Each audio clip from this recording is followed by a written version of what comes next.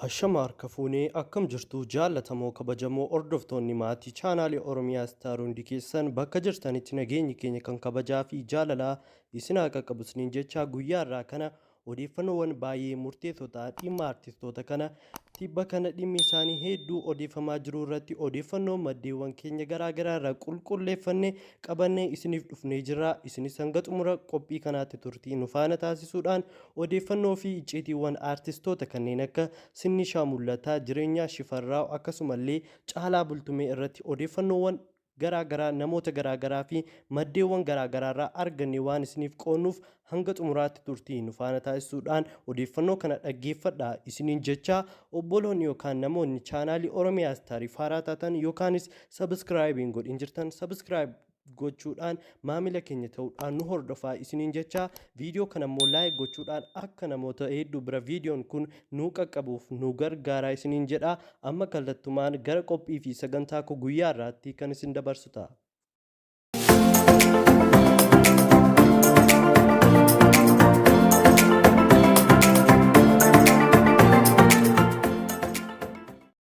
Egaa akkuma beekamu dhimma kana dhimmi artistoota kanneen akka Caalaa Bultumee, Sayyoo Dandanaa, Dassaalany Beekamaa, Geetaachoo Hayilamaariyaam, Hisqiyaas Mazammir, Jireenyaa Shifarraa akkasumallee Bu'aaraa Biraanuu, Kee'ool Nagaasaa, Maashoo Abdurrahmaan, Saaliyaa Saamii, Siisaay Tufaa, Sinnishaa Mul'ataa, Taaddasaa Buttaa, Tafarii Salaalee fi Biiftuu Oromiyaa jedhaman kanneen aalbema maqaan isaa biyya koo jedhu aalbemii qophaa'e tokko artistoonni 15 kunneen hojjetanii jiru jechuudha. Artistoonni kunneen kan isaan hojjetan immoo dhimma Itoophiyaa fi akkasumallee dhimma raayyaa ittisa biyyaafidha. Egaa tibba kana kanumarraa ka'uudhaan kanneen akka Hisqiyaas Mazammir, Jireenyaa Shifarraa akkasumallee Sinnishaa Mul'ataa, Dassaalany Beekamaa fa'aa irratti immoo odeeffannoon garaagaraa artistoota kun bakka ittiin eegamiin itti argaman jechuudhaan namoota garaagaraa irraatii komiin ka'eeti kan inni jiru.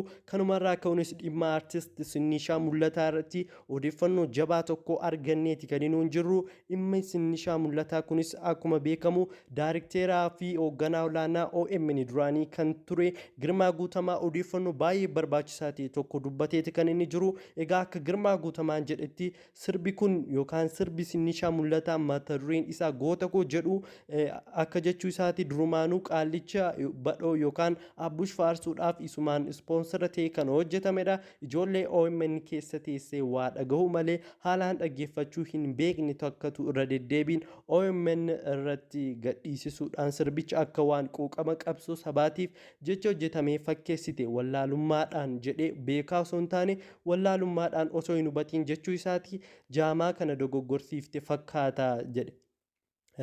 Jamaa kana dogoggorsiiste fakkaata jedhe itti bu'uudhaanis infact sirbi kun sirba Caalaa Bultumee qeerrootu marsee eega eenyutti abbichuu jeeqa jedhu san waliin Project Baadgeetii badhoon ramade tokko keessatti kan hojjetame ta'uusaa quba qabna jedhe. Bakka badhoo jedhutti abiyyiidha kan maqaan isaa ibsuu barbaade natti fakkaata. Egaa dhimma kana namoonni hedduu hin beekani. Goota koo kan jedhu artist Sinnishaa Mul'ataa kan inni sirbee akka ispoonsara mootummaatiin ta'e kan dubbatudha. Kana malees dhimma artist Jireenyaa Shifarraa irratti wanta baay'eetu odeeffamaa jira. Garuu dhimmi artist Jireenyaa Shifarraa gaafa inni sirba sana maal akka inni jedhee dhaggeeffanneema kan waliin arginu ta'a. Ammaaf garuu odeeffannoon argadhe tokko kan jirudha. Odeeffannoo ani argadhe kunis nama maqaan isaa Iyyaasuu Maatiyoos baay'ee Bantii jedhamu tokkotu dubbatee ture. Sirba ajaa'ibaatu dhufaa jira. Jireenyaa Shifarraa kaabatti haftan Oromoonni raayyaa isin hin daganne yaa ilmaan ayyaa achi isin qoode galaaf dabeessi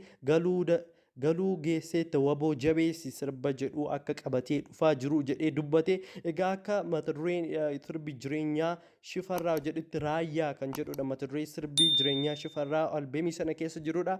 Akkuma beekamu walaloo gabaabduu amma kanaa keessallee raayyaa kan jedhu ni jira. Tarii sirbi Jireenyaa Shifarraa qabatee dhufaa jiru akka walaloo kana keessaa ta'uu ni mala kan jedhullee yaadonni garaagaraa ni jiru. Ammaaf garuu sirba isaa kana hin dhaggeeffanne kan walumaan dhageenyu ni ta'a jechuudha. Egaa dhimmi artistoota lammeen kana irratti odeeffannoo kanan qabadhee dhufe haaluma wal fakkaatuun Caalaa Bultumee duraaniyyuu kan beekamu waa'een isaa wantoota akka mootummaa wajjin walii galuudhaan wanta mootummaan barbaadudha kan inni dubbatu. Artistoonni kanneen akka Saaliyaa Muusaallee, Sayyoo Dandanaa, Chaaw Juuntaa kan jedhu faallee dubbachee sirbeeti kan inni ture. Artistoota baay'ee dhagaa Egaa yeroo sirbi isaanii gadhiifamuu sirriitti yaada itti kennuu dandeenya. Ammaaf odeeffannoon guyyaa irraa qabadhee dhufe kana fakkaata ture. Amma xumura sagantaa koo kanaatti turtii na faana taasisuu keessaniif ulfaadhaa kabajamaa isiniin jecha yeroo biraallee odeeffannoo kan biraa qabadhee hanga nagaa walitti deebinutti bakka jirtanitti nagaa nuuf turaa. Galatooma.